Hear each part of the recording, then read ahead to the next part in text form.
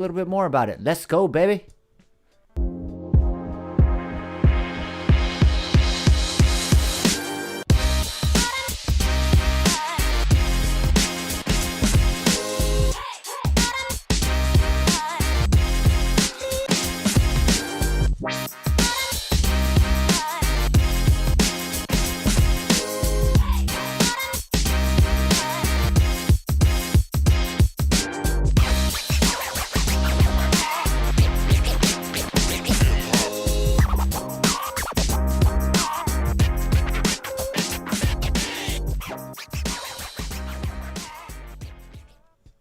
All right. Hey, what's up, everybody? How is everyone doing today? I hope everyone's doing well. I'm having a pretty good day. In case you guys didn't know, I run this other group with a couple of friends of mine called the BAD Group, and BAD is an acronym for Badass Asian Dudes. And I know it's a little bit corny. I thought it was a little bit corny, but I think it's also really cool. And it is a page for us Asian men to get together and have a safe space to discuss Asian male issues. But, what does a badass Asian dude mean to me? Well, when I was 20, or in my 20s, late teenage years and into my 20s, I really thought, a badass Asian dude was someone who did what he wanted.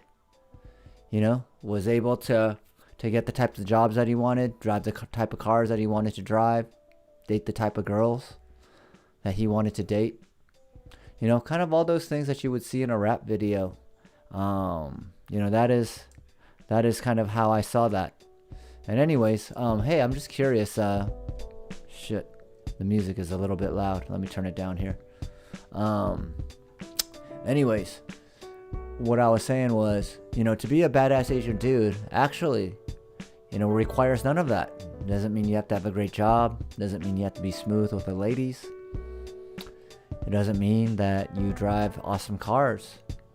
In actuality, it's a group for our Asian men who want to develop more emotional intelligence.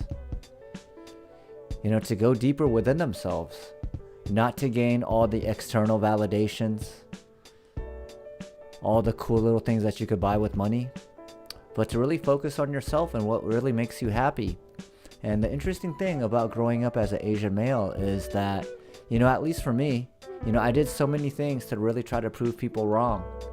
You're too small to play football. Or, Asians aren't meant to be leaders. You could be a technical VP, but maybe not the CEO of the company. And it's interesting. I knew a lot of these stereotypes growing up, and a lot of my life, I wanted to break these stereotypes. They said Asian men were quiet and docile, so I was loud and I was confrontational. I know now it's pretty cool, and it's in style to do psychedelics and to smoke weed. But back in the 90s, when I was growing up, that stuff was really taboo, man. I didn't let anyone know I consumed cannabis back then. And ultimately, the interesting thing is, as time went on, I came to realize, am I doing this? Am I living my life to prove people wrong? Or am I living my life to do things that I really love? And that is the part where the rubber really meets the road, Am I doing things that I want to do? Or am I living my life to prove others wrong? And to me, if you're a badass Asian dude, or you're just a badass person in general, you're living life for yourself. That doesn't mean be an asshole to people and just do what you want. But what I'm talking about is really understanding what makes you tick, what makes you happy, and doing more of those things. And I'll tell you, it takes some life experience to be able to understand these things. I don't think the 20-year-old version of Sabo would have really, he would have understood the words that are coming out of my mouth, but he wouldn't have understood the true wisdom, the deepness of the understanding this throughout, and being able to embody the words that you say. Those things, came with time. And ultimately, how I was able to realize these things, like professional success not being that important, personal titles not being that important, is that I was able to achieve those things, you know? I became a CEO. I run a pretty successful company. We've won tons of awards for all the vaporizers that we made. And, you know, I thought all of those things would make me happy, and they do make me happy, don't get me wrong. But what I was really looking for was a deeper sense of fulfillment. And the deeper sense of fulfillment came by doing things that didn't require or didn't result in a monetary reward for me. It was just like doing things for the enjoyment of them. And I think that's what I love about jiu-jitsu.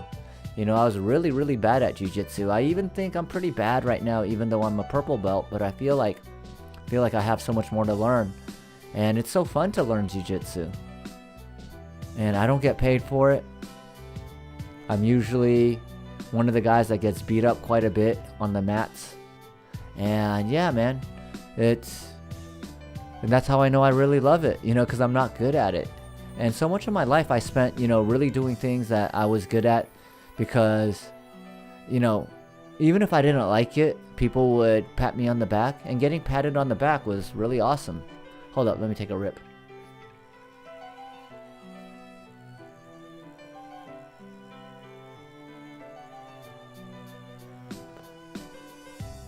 Yes. This thing is awesome, guys. Go get yourself a Burner Lab seed. Ooh, that Nug cartridge is so terpy, so tasty. I love it. Yeah, what's going on, my friend? How are you, Dora? Yeah. Ooh, let me drink some of that tea.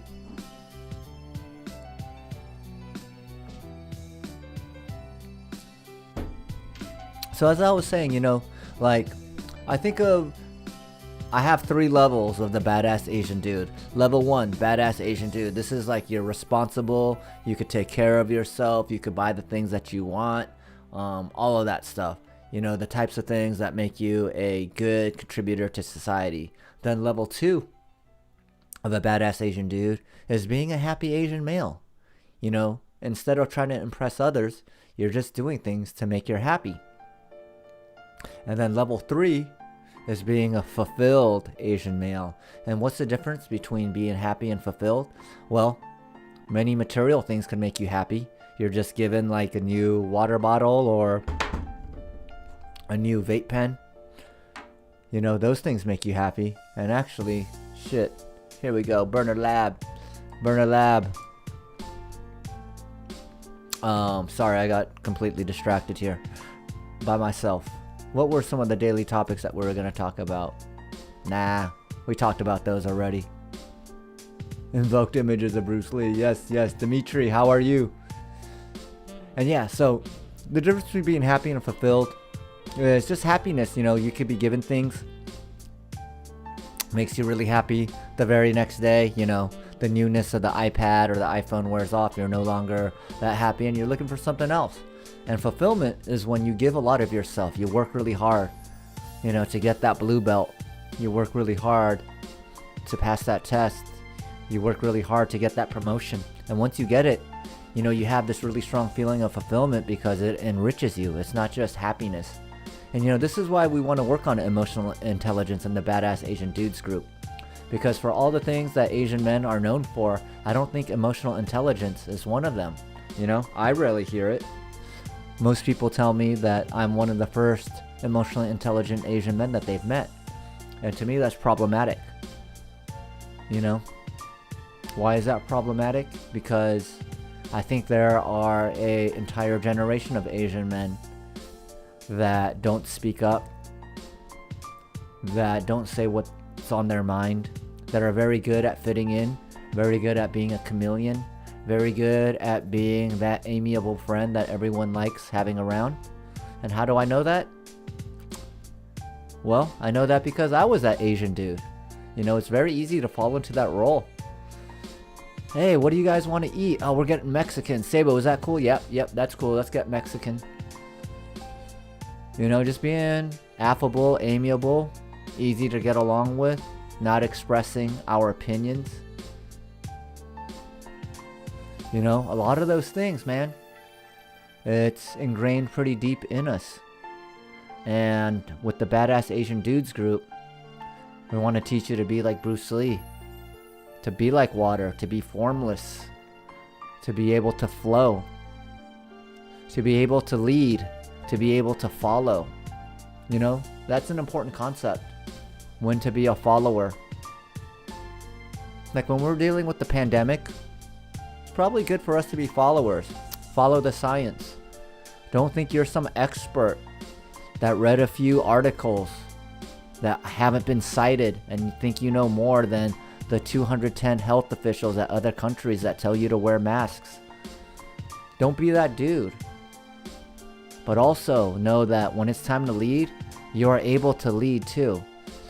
So that's what, to me, being a badass Asian dude is all about. It's all about being multifaceted.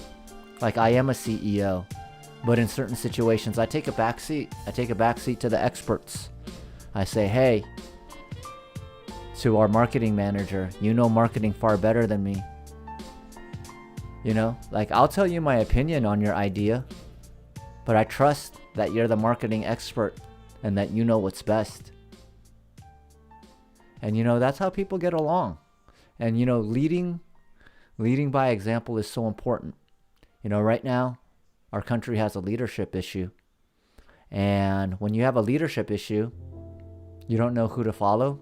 Shit, we're not even following science now. 210 countries unanimously around the world wear masks, and their COVID rates are much lower than ours. Their COVID deaths are much lower than ours. Yet here we are, still arguing about the efficacy of masks because of our leadership. You know, that's why leadership is so important. The vice president of Taiwan is an epidemiologist. Guess what? Guess how they're handling COVID? No cases for the last 6 weeks. Yep, true leadership. That's what happens. People understand. Follow the science. There's no controversy. Wearing a mask doesn't mean you're less of a patriot. Wearing a mask doesn't mean you're giving up any civil rights. I always wonder when I say these things how many people get triggered by them. About wearing a mask. Who's the friggin' snowflake if you get triggered by wearing a mask? You can't breathe with a mask on? Man, you got more health issues than just corona if you can't breathe with a mask. Follow the science, people. 210 countries. Either we're smarter than all 210 countries, or we're the ones making the mistake. So let's get back to what we're talking about, badass Asian dudes. You know, another quality of a badass Asian dude is speaking your mind. Don't hold back. I know the whole mask thing is controversial. I know there's people that were probably watching that turned me off because I was talking about masks and it triggered them. But you know what? That's the cost of being a badass. You say what's on your mind, and the truth hurts sometimes. Now, whose truth is the absolute truth? Well, if anyone's read the book Sapiens by Yuval Noah Harari, you will know that there are 3 truths. There's objective truth. It's 72 degrees outside. There's subjective truth. 72 degrees is cold. 72 degrees is warm for me, you know? That's the subjective truth. Then there's a third type of truth. Intersubjective truth. Intersubjective reality, meaning if you believe it and I believe it and enough people believe it, then it's true. What's a good example of intersubjective reality? The stock market. The stock market, those prices, they're not based on the revenue generated by the companies. It's based on public sentiment. If we as the public feel like this is trash, the stock price will plummet. If we as a society think that the stock is bullish, we push it up based on that belief. So inner subjective truth is very powerful. I mean, just think about fashion. Bell-bottom jeans, they've been in and out of style 3 or 4 times in my life. Birkenstocks, in and out of style 3 or 4 times in my life. Jinko jeans, in style once, never back in style. Maybe it'll come back in style. Do enough drugs, Jinko jeans might come back in style. But if you think about inner subjective reality and how much of our reality is based on that, this is why it's so important to know the truth and to speak your truth and to be comfortable in speaking your truth. And that's not to say you don't keep an open mind to learn, but that's to say you don't bite your tongue when you have an opinion. And that opinion it differs from what the mass is saying. You know, it takes guts. It takes guts to stand out and be the dissenting voice. But sometimes the dissenting voice is what's needed to really open up people's eyes. So I know for people that speak up and get shouted down, it's tough to keep doing that because you get trained. But if you know something to be true and you know it in your heart, you owe it to yourself to express yourself. And that's why, you know, I've been really working on freestyling and being authentic, being honest, being able to say what's on my mind unapologetically. Let the words come out. Don't worry about the investors. Don't worry about the coworkers. Don't worry about the employees. Don't worry about the wife. Don't worry about the kids. Just let it all come out naturally and flow. And it might not resonate with everyone, but it'll resonate with the right people. And to me, that's what being a badass Asian dude is all about. Or just being a badass person. You know, it's a lot of things. Kindness, empathy, leadership. Yes. Anyways, guys, hey, thank you very much for watching. I'm going to go hang out with my wife now. Really be in the moment with her, really enjoy her. Thank you guys for watching. Until next time, it's Sabo, and I'm out.